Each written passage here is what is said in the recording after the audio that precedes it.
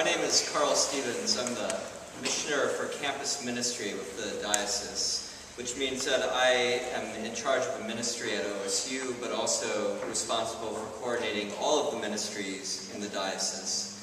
I was really pleased when Paul invited me to come and preach to you today, so I will have a chance to get to know you a little better. As a campus minister, as someone who works with young people, I often have to face the fact that I'm 41 years old, and that my own college years are about 20 years behind me.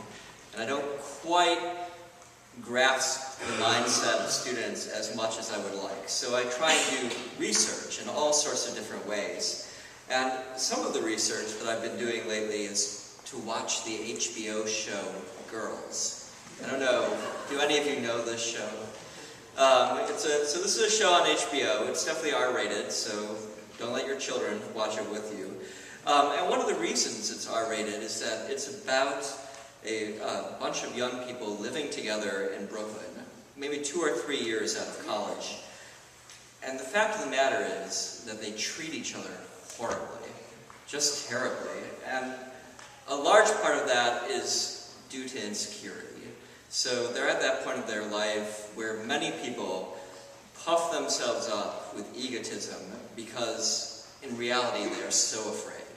They're afraid of everyone around them, even their close friends, and they want to make sure that they have their defenses up and that they can prove themselves to be better than all the people they think might criticize them.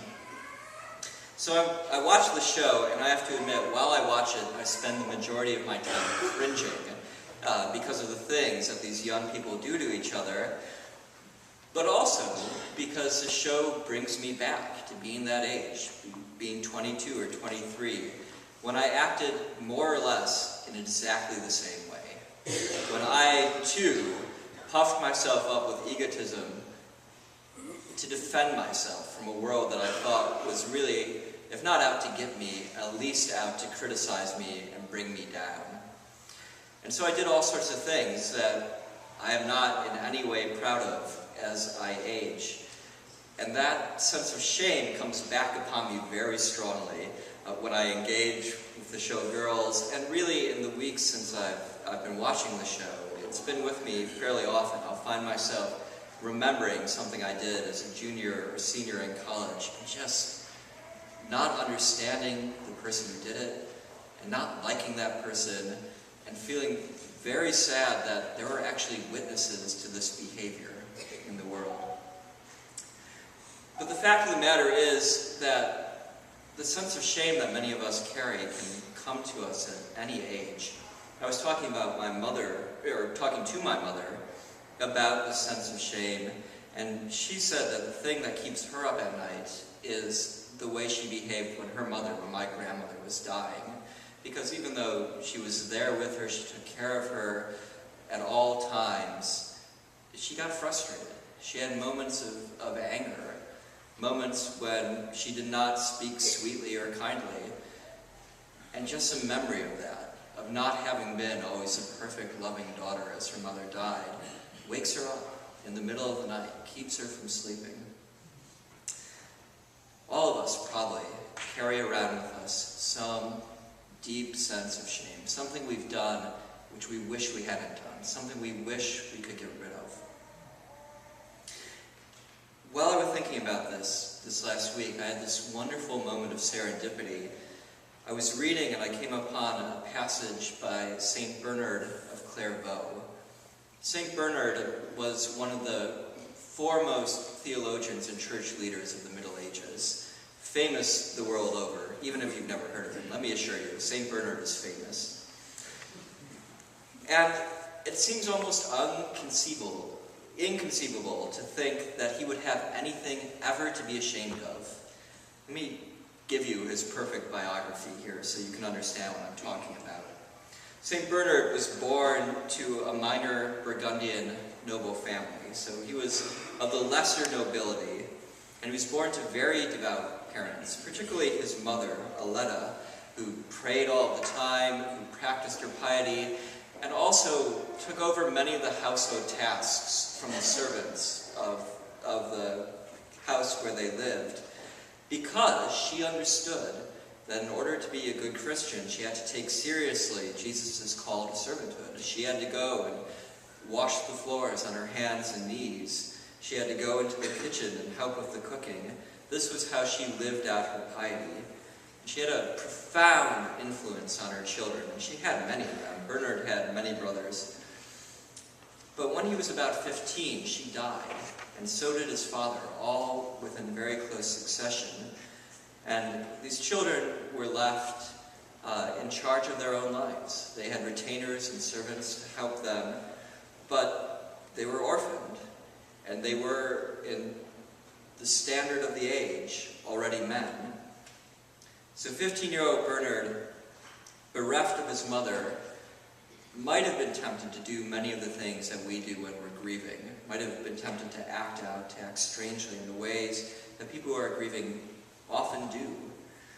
But of course he was already a saint, and the recorder of his life, the one who tells us about him, shows that none of those temptations led him astray, that his grief never warped him into doing anything that would make him feel ashamed.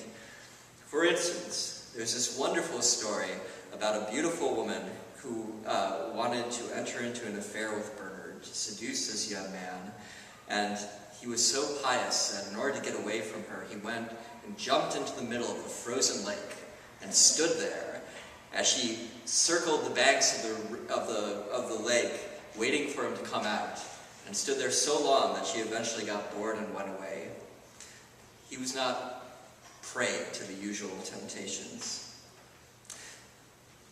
He and his brothers, however, thought of themselves as nobility and thought that they should be entering into warfare, that they should be acting as knights. And so at around the age 20, he went off to war, following his brothers. And he had a vision beside the roadside, much like St. Francis later would, except in his vision it wasn't Christ who appeared to him, but his mother. And his mother, Aletta, said to him, "You're meant to be a different kind of warrior. You're meant to be an athlete for Christ." So he left. He went back home. And a couple years later, he entered the Cistercian monastery at Citeaux. Now, he was 22 years old, and he convinced 25 other people to go with him. 25 other young men, some of them his brothers, some of them his cousins. But I spent a lot of time thinking and talking about young leadership in the church. Imagine like every single person who was 22 in the church brought 25 others with them when they came on a Sunday morning, let alone into the life of the monastery, to the Cistercian life, which was among the most rigorous and hard forms of monasticism that there were. So to give you an example, a Cistercian monk from September to Easter ate only one meal a day. They worked constantly, physically hard labor. They were woken up in the night every 2 or 3 hours to pray. Their bodies were whittled down, given over to their call to Christ. And Bernard and these 25 others he brought with him to Citeaux lived this life for about 3 years. And then at age 25, in the year 1115, Bernard was sent with 12 others to form a monastery of his own. So he led them out across the French countryside, carrying the cross, and they wandered just following the guidance of the Holy Spirit, with no true sense of where they would be led. And they found themselves in a place called the Valley of Bitter Wormwood, which is not the most auspicious name for a place where you're going to live the rest of your life. And yet they began to clear the land, they began to settle down, and eventually the land became known, and the valley became known as Clairvaux. It was this great monastery which Bernard founded with these 12 other followers. But at the beginning, it was incredibly hard. These monks had nothing to eat but barley bread, which they made from wild barley, and a soup that they made from beech bark. And when winter came and the wild barley no longer grew, they ate only beech bark for months on end. They labored constantly. They had to divert rivers, they had to clear the land, they had to build buildings. The physical labor was intense and cold in their monks' habits. And Bernard entered into every single piece of this work Unlike other abbots, he didn't distance himself. He preached once a day, he was constantly at prayer and in meditation, but he was also constantly at work, laboring with his hands, building up calluses. In fact, there's even this wonderful story about how Satan came to Bernard and found him blackening his own shoes. And the devil said to Bernard, "What kind of abbot are you? Why don't you get another monk to do this for you?"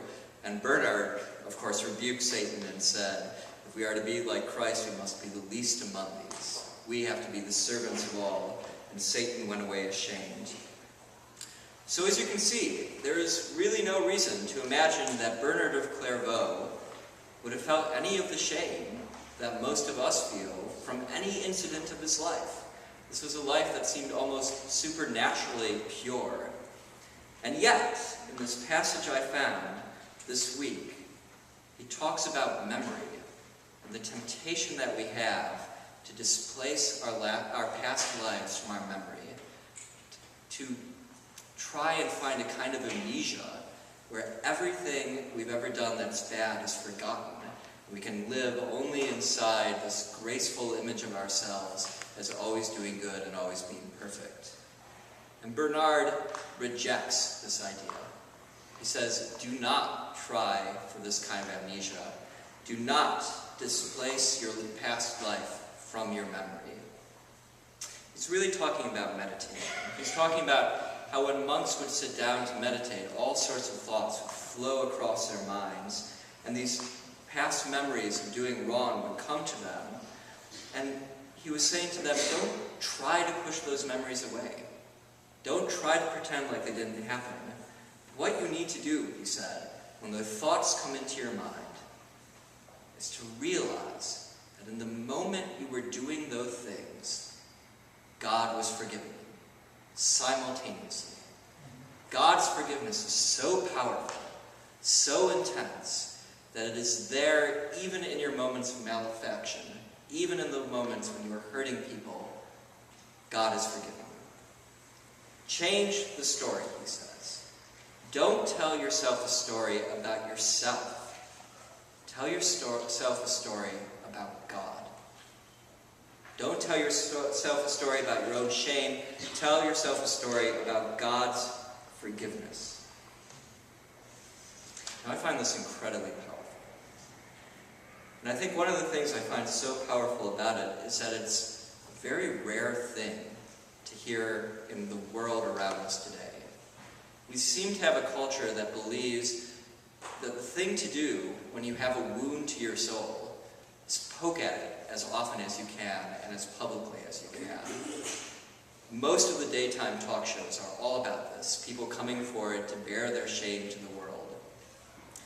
Much of reality TV is about this. We are a self-confessing society, but a society that self-confesses without ever expecting absolution. And I think that what Bernard is saying is what Jesus would say to us. Don't bother with this. Don't spend all this time concentrating on yourself. Concentrate instead on God. The Gospels from the last 2 weeks have particularly spoken to this. I was last weekend at a retreat in Indiana for college students, and on Sunday morning the preacher got up and she talked about that Gospel from John about Thomas not being there when Jesus first appears to the disciples after the resurrection. Thomas isn't there, and when they tell him Jesus has appeared to us, Thomas refuses to believe it. He says, unless I touch the wounds, unless I put my fingers into the wounds of the nails in Jesus' hands, I will not believe. And then Thomas is there with the disciples, and Jesus appears, and Thomas says, my Lord and my God. But, the preacher last week pointed out, Thomas never actually touches Jesus' wounds. Nowhere in that gospel are we told that Thomas reaches out to touch the wounds. That was surprising to me because in my mind I have kind of constantly these Renaissance paintings, especially the one by Caravaggio, that shows Thomas sticking his hand into the wound in Jesus' side. But it doesn't happen in the gospel. It's not there. So the preacher pointed this out, and she finished her sermon, and she invited the the students who were there to comment on what she had to say. And one of them said, "You know, I've been struggling with the thing in my life, this problem I've been having. And being here this weekend and hearing you preach helped me realize that you don't always have to touch the wound. And sometimes it's okay just not to prod it, not to probe it with your fingers. Just let it be, because you're forgiven. You don't have to worry." And we know enough about our physical bodies not to do this. If we have a giant wound on our leg, we don't spend our time poking it with our fingers. So why do we do this in our spiritual wounds? Why do we spend time jabbing at our spiritual wounds? But today, the story of Jesus and Peter illustrates this even better. What we have to understand about this gospel is that this is the first time that Jesus and Peter have sat down with each other and talked since they were together in the upper room. That is, the last time Peter had a conversation with Jesus, Jesus said to him, "Before the cock crows, you will deny me 3 times. And Peter, of course, said, "No, that won't happen. I will never deny you." And then that very morning, he denies him 3 times. So, Peter is walking around in a world of guilt, a world of shame. He has done the thing which he thought he would never do. And Jesus is walking beside the lake and sees him and calls to him. They sit and they eat together. But instead of asking Peter, "Why did you do this? Why did you betray me in this way?" Jesus asks him a very simple question. "Do you love me?" And Peter answers, "Yes, you know I love you." And it is as if with that one statement, the first denial is taken away, entirely obliterated. It's as if it never happened. Then Jesus asks him again, "Peter, do you love me?" "Yes, Lord, you know that I love you." Second denial, gone. He asks him a third time, "Do you love me?" "Yes, Lord, you know that I always love you." Third denial, gone. Jesus doesn't ask Peter to explain himself. He simply offers him forgiveness. He simply says the important thing is not that you self-flagellate and spend hours wondering about your own broken spirit and self. The important thing is that you love me and feed my sheep. Because if we spend all of our time concentrating on our own guilt and shame, we have no time to look at the world around us. We have no time to see the people who need our help. We have no time to practice compassion, to bring our minds out of our own lives and to put them towards the work of understanding another person and that person's needs. Jesus says that the first commandment, the most important thing we are to do, is to love the Lord our God with all our hearts and minds and souls, and to love our neighbors as ourselves. That is, we have to love ourselves before we can love our neighbors. And how do we do that? Not through our own effort, not through our own work, but by hearing and understanding God's words of forgiveness to us in every moment. Understanding that that forgiveness is so powerful, so overwhelming, that it clears away all of that brush of our past actions and sins. It takes away the bitter wormwood, and it brings us to the clear valley, where we can act in true love towards those around us.